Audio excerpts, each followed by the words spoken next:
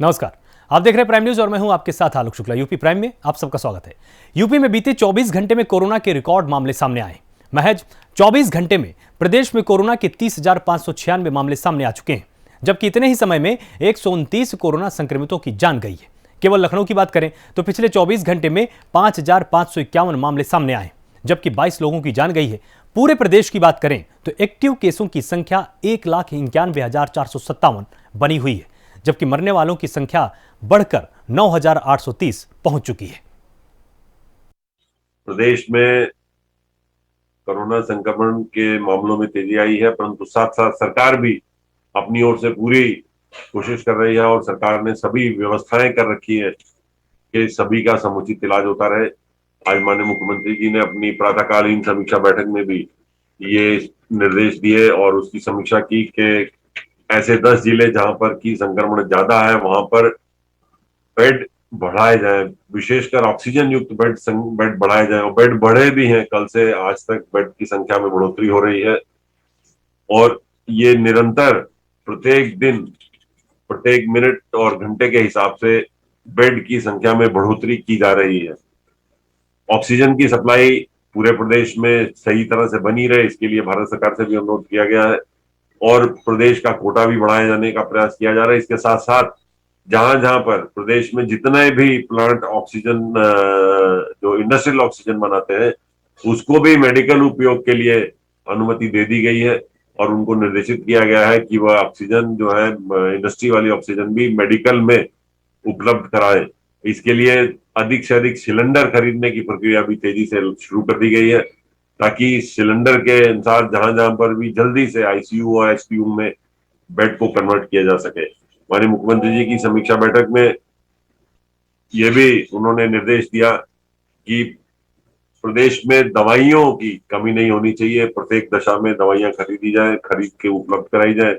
इसके लिए उन्होंने माननीय स्वास्थ्य राज्य मंत्री अतुल गर्ग जी की इसमें उन्होंने ड्यूटी लगाई है कि वो स्वयं इसकी समीक्षा करें और चेन बनाए रखें। इसके साथ साथ आज रायपुर छत्तीसगढ़ में एक आईसीयू में आग लगने की दुर्घटना को भी संज्ञान में लेते हुए उन्होंने पुनः गृह विभाग और अग्निशमन विभाग को निर्देशित किया है कि वह सभी अस्पतालों के आईसीयू, एचपीयू और ऐसे सभी हिस्सों की जांच कराएं।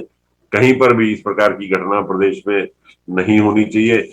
आज पूरे प्रदेश में सैनिटाइजेशन का कार्य बड़ी तेजी से शुरू कराया गया है और ये काम बहुत तेजी से हो रहा है पूरे प्रदेश में, ताकि एक सफाई स्वच्छता बनी रहे। और सफाई में पूरी नगरीय क्षेत्र में और ग्रामीण क्षेत्रों में पूरी टीमें हमारी लगी हुई हैं और इसके साथ साथ प्रदेश में ये भी सुनिश्चित कराया जा रहा है कि जो बाहर से प्रवासी लोग आ रहे हैं उनको क्वारंटीन सेंटर में रखा जाए।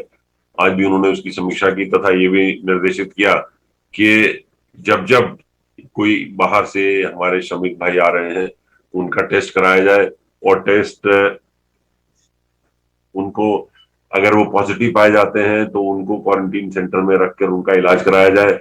अगर वो नेगेटिव भी पाए जाते हैं तो उनको 14 दिन क्वारंटीन अवश्य किया जाए, ताकि वो और इस तरह की अगर बीमारी में है तो वो न ले जाए। अगर उनके घर में स्थान उपलब्ध है तो उनको घर में उनको आइसोलेशन में रखने का निर्देश देकर भेजा जाए, ताकि बाहर से जो इन प्रदेशों में जहां संक्रमण ज्यादा है वहां से जो भी आ रहे हैं उनका समुचित उनको समुचित ध्यान रखा जाए। इसके साथ साथ प्रदेश में गेहूं क्रय का कार्य बड़ी तेजी से चल रहा है। गेहूं किसानों से गेहूं खरीदा जाए, किसानों के गेहूं को अधिक से अधिक मात्रा में खरीदा जाए, इसका प्रयास किया जा रहा है। 30,596 नए प्रकरण सामने आए हैं। इसी अवधि में डिस्चार्ज होने वालों की संख्या 9,041 है। इस समय एक्टिव इन्फेक्शन के केसेस की संख्या बढ़कर 1,91,457 हो गई है। अब तक कोविड संक्रमित व्यक्तियों में से 6,50,333 लोग संक्रमण विहीन हुए हैं, स्वस्थ होकर वापस गए हैं। कोविड संक्रमित व्यक्तियों में से आज तक 9,830 लोगों की मृत्यु हुई है। विगत 24 घंटों में 2,36,492 सैंपल्स की जांच की गई।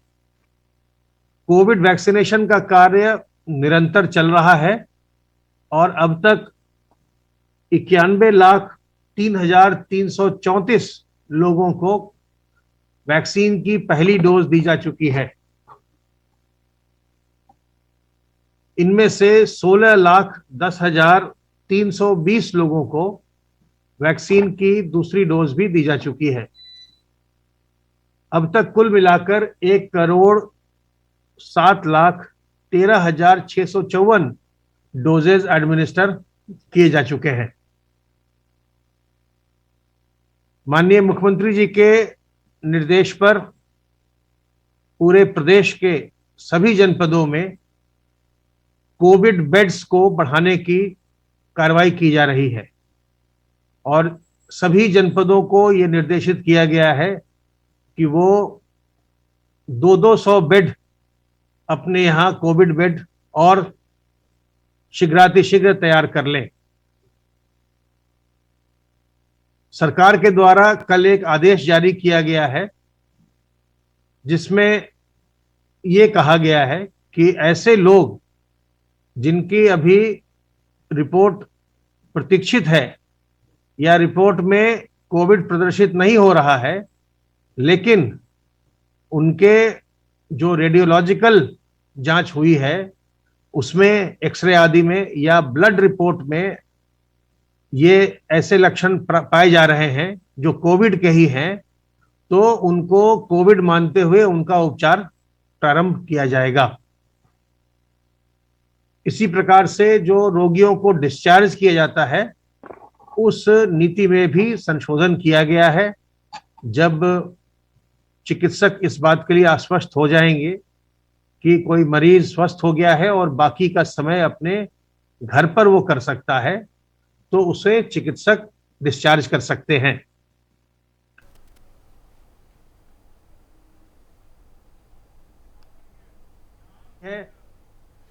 उत्तर प्रदेश में बढ़ते कोरोना की चैन तोड़ने के लिए उत्तर प्रदेश सरकार ने वीकेंड लॉकडाउन का ऐलान किया है। वहीं देश की राजधानी में वीकेंड लॉकडाउन का कितना असर रहा, देखिए हमारे संवाददाता जितेंद्र सिंह की ग्राउंड जीरो से ये खास रिपोर्ट।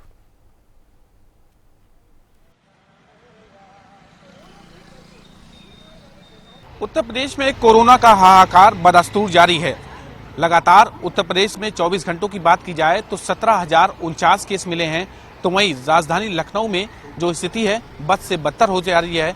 5,913 केसेस पिछले 24 घंटे मिले हैं, तो वहीं 36 लोगों को अपनी जान से हाथ धोना पड़ रहा है। उत्तर प्रदेश में लगातार जो कोरोना की स्थिति है वो काफी भयावह हो चुकी है और इसके बाद उत्तर प्रदेश सरकार ने 35 घंटे की लॉकडाउन की घोषणा की है। कल रात 8 बजे से नाइट कर्फ्यू के साथ 35 घंटे की लॉकडाउन की शुरुआत हुई थी और कल अगले दिन सुबह सोमवार को 7 बजे तक ये लॉकडाउन रहेगा। हम इस वक्त राजधानी लखनऊ के हाजागंज चौराहे पे ये पॉश एरिया है जहां पर लखनऊ की जान कहा जाता है ये क्षेत्र, और हाजागंज एरिया में आप देख सकते हैं कि जनता ने सहयोग किया है। 35 घंटे की लॉकडाउन में तस्वीरें अपने आप बयां कर रही है कि लोग पूरा सहयोग कर रहे हैं। पुलिस मुस्तैद है, बैरिकेडिंग चौराहों पर लगाई गई है, कहीं कहीं पुलिस पूरी तरह से मुस्तैदी दिखा रही है, बैरिकेडिंग लगा कर लोगों से पूछ रही। एसेंशियल सर्विस छोड़ के सब कुछ सबसे पूछा जा रहा है कि आखिरकार आप क्यों निकल रहे हैं, क्यों नहीं। जो बिना मास्क निकल रहा है उसका 1,000 रुपए की चालान भी किया जा रहा है। हालांकि लखनऊ के हाजागंज की तस्वीरें हैं कि पुलिस मुस्तैद है। कुछ चौराहों पर ऐसी है स्थिति है कि जहां पर बैरिकेडिंग तो है लेकिन पुलिस नहीं है, लेकिन फिलहाल लोगों को समझाने का काम लखनऊ हाजागंज पुलिस कर रही है। यहाँ पर एक पुलिसकर्मी तैनात है, इनसे जानते हैं किस तरह से पालन करा रहे हैं लोगों का। और जो भी एसेंशियल सर्विस है उनको छोड़ा जा रहा है, जो भी सरकारी काम कर्मचारी उनको छोड़ा जा रहा। बाकी जो अन्यथा घूम रहे हैं उनको टोका टाकी किया जा रहा है, उनके प्रति कार्रवाई भी की जा जो रही मास्क नहीं लगा रहे 1000 की चालान की बात कही जा रही है। 1000 चालान उनका किया जा रहा है जो मास्क नहीं लगाया जा और रहा, अगर वो दूसरी बार पकड़े जाते हैं तो 10,000 का किया जाएगा। देखिए ये इन्होंने कहा कि जो लोग जो आवश्यक सब चीज़ों से निकले हैं उनको तो छूट दी जा रही है, जो और जिनको छूट है उनको आई कार्ड दे के छोड़ा जा रहा है, और लेकिन जो लोग मास्क नहीं लगा उनको 1000 रुपये चालान किया जा रहा है, और जो दोबारा पकड़ा उसके 10,000 रुपये चालान किया। फिलहाल पुलिस मुस्तैद है और लोगों को समझना होगा कि स्थिति बहुत भयावह है। हमें और आपको समझना होगा। प्राइम न्यूज़ लगातार आपसे अपील कर रहा है, प्रशासन अपील कर रहा है, उत्तर प्रदेश की सरकार अपील कर रही है, और अपीलियत को समझे और स्थिति इस भयावह को हम और आप ही इस पर रोक सकते हैं। अब देखने वाली बात ये होगी क्या इस 35 घंटे की लॉकडाउन के बाद लखनऊ में जो स्थिति बद से बदतर हो चुकी है, क्या उस पर कुछ कमी आएगी, या यूं ही उत्तर प्रदेश सरकार ने जो ट्रायल कहा जा सकता है 35 घंटे का लॉकडाउन, क्या 35 घंटे के लॉकडाउन से कुछ फायदा होगा, या एक बार फिर संपूर्ण लॉकडाउन को उत्तर प्रदेश में घोषणा की जा सकती है। कैमरा सौरभ साथ में जितेंद्र सिंह, प्राइम न्यूज, लखनऊ। वाराणसी में त्रिस्तरीय पंचायत चुनाव के प्रचार का शोर आज थम गया। कल जिले में ग्राम प्रधान, ग्राम पंचायत सदस्य, क्षेत्र पंचायत सदस्य और जिला पंचायत सदस्य के पदों पर चुनाव होना है। वहीं चुनाव को लेकर जिला प्रशासन ने पूरी तैयारी कर ली है और पंचायत चुनाव का प्रचार थम चुका है। कल पूरे जिले में मतदान किया जाएगा और जिला प्रशासन पूरी तरह से तैयार है।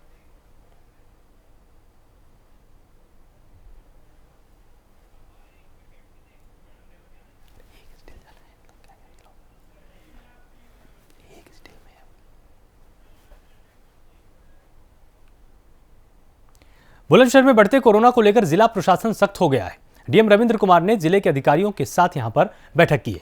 डीएम ने जिले में बढ़ते संक्रमण को लेकर बैठक में चर्चा की है। डीएम ने कोविड L1 और कोविड L2 अस्पताल में बेड, चिकित्सकों आदि की समुचित व्यवस्थाओं को सुनिश्चित कराए जाने के निर्देश दिए और 45 साल से अधिक आयु के लोगों को तेजी से वैक्सीन लगाने के निर्देश दिए गए। तो बढ़ते कोरोना को लेकर जिला प्रशासन पूरी तरह से सख्त है। डीएम रविंद्र कुमार ने अधिकारियों के साथ यहां पर बैठक की है।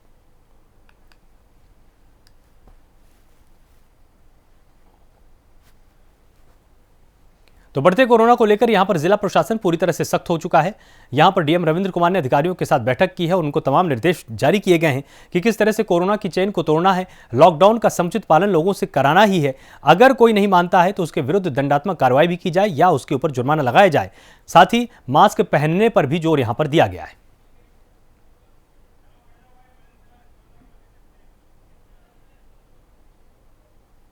बुलंदशहर में आरओ और एआरओ की रिपोर्ट कोरोना पॉजिटिव आ चुकी है। 4 दिन पहले चुनाव अफसरों ने कोरोना की जांच कराई थी। आज दोनों अफसरों की रिपोर्ट पॉजिटिव आने के बाद पूरे प्रशासन में हड़कंप की स्थिति बनी हुई है। फिलहाल आरओ और एआरओ कक्षों को पूरी तरह से सैनिटाइज किया गया है। आरओ और एआरओ कोरोना पॉजिटिव निकले हैं। इसके बाद जैसे ही इनकी रिपोर्ट पॉजिटिव आई उसके बाद पूरे जिला प्रशासन में हड़कंप मच गया, क्योंकि लगातार ये लोगों के संपर्क में आए थे और आरओ और एआरओ के जो कक्ष थे उनको इसके बाद सैनिटाइज किया गया है और जो भी इनके संपर्क में लोग आए थे उनको भी कोरोना की जांच कराने के लिए निर्देश दिए गए।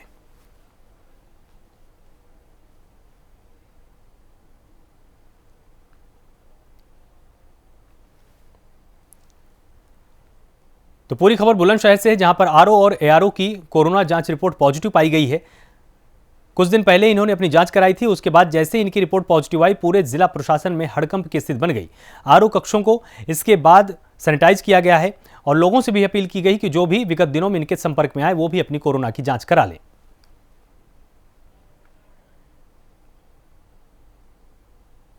गौतम बुद्ध नगर में कोरोना की रोकथाम के लिए जिला प्रशासन सख्त हो चुका है, जहां अपर पुलिस आयुक्त के निर्देशन में जिले में कई जगहों पर सैनिटाइजेशन का काम किया गया है। तो कोरोना की रोकथाम के लिए प्रशासन पूरी तरह से सख्त हुआ है। कई जगहों पर सैनिटाइजेशन का काम किया गया है।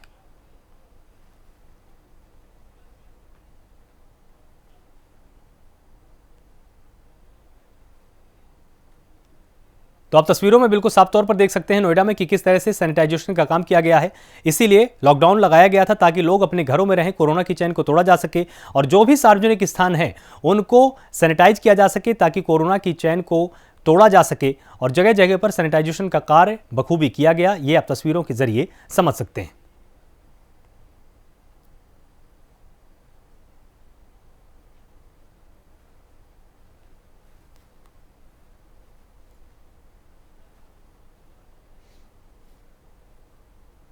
वहीं सहारनपुर जनपद में भी बड़े पैमाने पर सैनिटाइजेशन का काम किया गया है, जहां नगर निगम ने फायर ब्रिगेड के साथ मिलकर नगर के बाजार, गली, मोहल्ले में सैनिटाइजेशन का एक बड़ा अभियान चलाया है। नगर निगम में सैनिटाइजेशन के लिए टीमें गठित की गई, जो जनपद के सभी मुख्य मार्गों से होते हुए सभी वार्डों में भी सैनिटाइजेशन का काम करेंगी। जिले में सैनिटाइजेशन का पूरा काम किया गया है, सभी वार्डों को यहां पर सैनिटाइज किया जाएगा और सैनिटाइजेशन के लिए टीम भी बनाई गई है, जो जगह जगह पर जाकर गली गली और मोहल्ले मोहल्ले सैनिटाइजेशन का कार्य करेंगे, ताकि कोरोना वायरस को मारा जा सके और उसके संक्रमण की चेन को तोड़ा जा सके।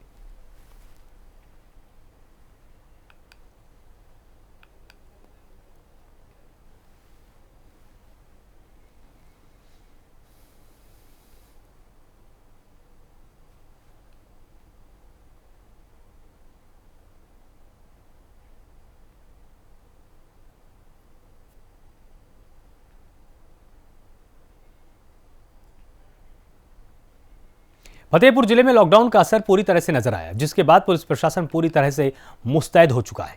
वहीं मौके का जायजा लेने पहुंचे प्राइम न्यूज के संवाददाता मुमताज इसरार की खास रिपोर्ट आप भी देखिए। देश का ये फतेहपुर जिला कोरोना महामारी को बढ़ते देखते हुए सूबे के मुखिया ने वीकली लॉकडाउन का फैसला लेते हुए इस लॉकडाउन का कितना असर है, ये जनपद फतेहपुर का शहर का चौक चौराहा है और इस चौक चौराहे पे 4 दिशाएं हम कैमरामैन के माध्यम से दिखाना चाहेंगे कि इन चारों दिशाओं पे किस तरह से लॉकडाउन का असर दिख रहा है। कि जो ये एसटी रोड है और यहाँ से ये जो मैं कैमरामैन से कहूँगा कि इस रोड को दिखाए, जो कि जाके ये हनुमान मंदिर से बाकरगंज की तरफ जाके मिलती है, और ये कोतवाली रोड, यानी कि कुल मिला के इस लॉकडाउन का कितना असर है पूरी तरह से साफ देखने को मिल रहा है। उन्हीं लोगों को आने जाने के लिए पुलिस यहाँ से जाने दे रही है जिनके पास या तो पास है या ज़रूरी दवाओं के लिए। और अगर हम बात यहाँ पुलिस की करते हैं तो मुस्तैदी से जिस तरह से ड्यूटी दे रहे हैं, कैमरामैन से कहूँगा कि उनको थोड़ा सा दिखाएं कि इस तपती हुई गर्मी में अपनी ड्यूटी को किस तरह अंजाम दे रहे हैं, ये भी एक सराहनीय कार्य है। और इस तरह की गर्मी में जहां लोग अपने अपने घर पे आराम कर रहे हैं, वहां पे ये पुलिस के जवान अपनी जिम्मेदारी निभाते दिख रहे हैं। इस जनपद में कोरोना को लेकर अब तक 3 सैकड़ा से अधिक पॉजिटिव केस आ चुके हैं और लोगों से ये अपील है, अपने चैनल के माध्यम से मेरी भी अपील है कि मास्क ज़रूरी है और 2 गज की दूरी ये बना के रखिए और सुरक्षित रहिए, अपने घर पे रहिए। Mumtaz Ahmad, Prime News, Fatehpur. खबर गोंडा से है, जहां पंचायत चुनाव के एक दिन पहले दबंगों ने मतदाताओं को धमकाने की कोशिश की। बता दें कि जिला पंचायत प्रत्याशी राहुल सिंह और उसके गनर ने वोटर्स को धमकाया और मतदाताओं को जान से मारने की धमकी भी दी। साथ ही विरोध करने पर उनको मारा पीटा भी गया है। मामले पर पुलिस ने कोई कार्रवाई नहीं की है, जिस पर जिला निर्वाचन अधिकारी मार्कंडेय शाही ने संज्ञान लिया और कार्रवाई करते हुए एसआई को निलंबित कर दिया है। राहुल सिंह के गनर को भी गिरफ्तार किया गया है। वजीरगंज पुलिस ने 7 लोगों के खिलाफ भी मुकदमा दर्ज किया है।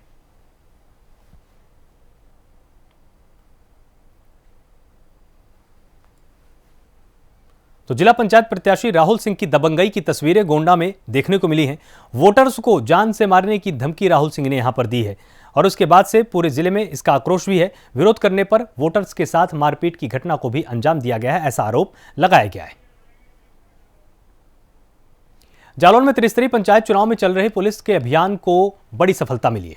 चुनाव में बांटने के लिए लाई जा रही अवैध शराब की खेप को पुलिस ने पकड़ लिया है। पुलिस ने 380 लीटर अवैध शराब बरामद की है और मौके से 4 तस्करों को भी रंगे हाथों गिरफ्तार किया है। तो पुलिस की बड़ी सफलता यहां पर कही जा सकती है जालौन में, जहां पर भारी मात्रा में अवैध शराब को बरामद किया गया है और मौके से 4 तस्करों को भी गिरफ्तार किया गया है।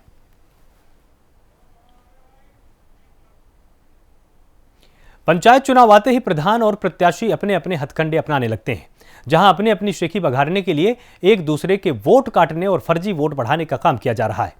ताजा ब्लॉक सीतापुर के ब्लॉक खैराबाद के ग्राम पंचायत लक्ष्मणपुर का है, जहां पर मतदाता सूची में बीएलओ द्वारा बड़ी गड़बड़ी करने का मामला प्रकाश में आया है। ग्रामीणों की माने तो लगभग 115 नाम मौजूदा बीएलओ श्रीमती ताहिरा द्वारा अवैध तरीके से मतदाता सूची से हटा दिए गए। वहीं लगभग 250 फर्जी नाम मतदाता सूची में ऐसे सम्मिलित किए गए जिनका इस ग्राम पंचायत से कोई लेना देना नहीं है।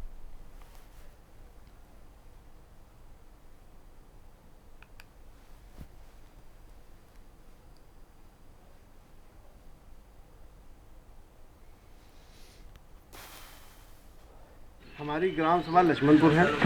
हमारी ग्राम सभा से करीब 115 नाम जो हमारे पुराने चढ़े हुए थे वो काट दिए गए और करीब 250 नाम जो हमारी ग्राम सभा के निवासी नहीं हैं उनको अवैध तरीके से जोड़ा गया है। इसमें जो है साजिशन बीएलओ जो हमारे वहाँ ताहिरा बेगम हैं उनके बहनोई का भाई चुनाव लड़ रहा है, तो उन्होंने जो है फर्जी तरीके से नामों को काटा है और करीब 250 नाम फर्जी बढ़ाए हैं। हमारी शिकायत हमने जो है एसडीएम साहब को की है, उन्होंने आश्वासन दिया है कि इस पर कार्रवाई दंडात्मक कार्रवाई करेंगे।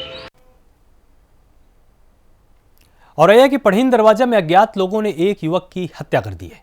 घटना से पुलिस प्रशासन में भी हड़कंप की स्थिति बनी हुई है। सूचना पर पहुंची पुलिस ने शव को कब्जे में लेकर पोस्टमार्टम के लिए भेजा है और मामले की जांच शुरू कर दी है।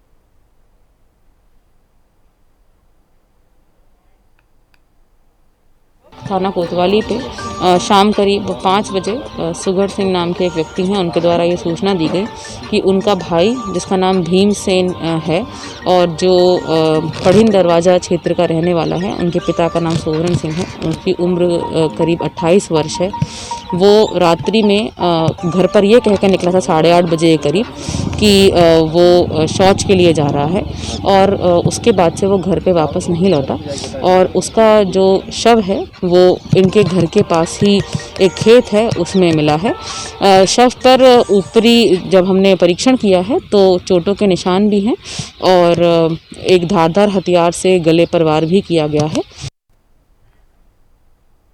खबर रायबरेली के जूनापुर गांव से है, जहां खीरो ग्राम सभा से प्रधान पद के लिए चुनाव लड़ रहे राम बरन का शव संदिग्ध परिस्थितियों में मिला है। शव मिलने से इलाके में हड़कंप मच गया। देखते ही देखते मौके पर ग्रामीणों की भीड़ जमा हो गई। मौके पर पहुंची पुलिस ने शव को कब्जे में लेकर मामले की पड़ताल शुरू कर दी है। तो संदिग्ध परिस्थिति में शव मिला है। प्रधान पद का चुनाव लड़ रहा था ये मृतक। शव मिलने से इलाके में हड़कंप की स्थिति मच गई और पुलिस मामले की जांच पड़ताल में जुटी हुई है।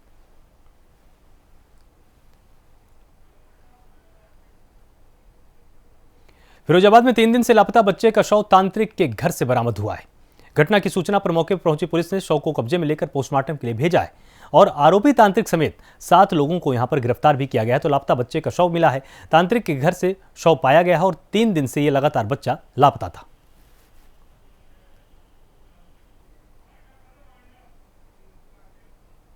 यूपी प्राइम में फिलहाल इतना ही। आप लगातार जुड़े रहिए प्राइम न्यूज के साथ। नमस्कार।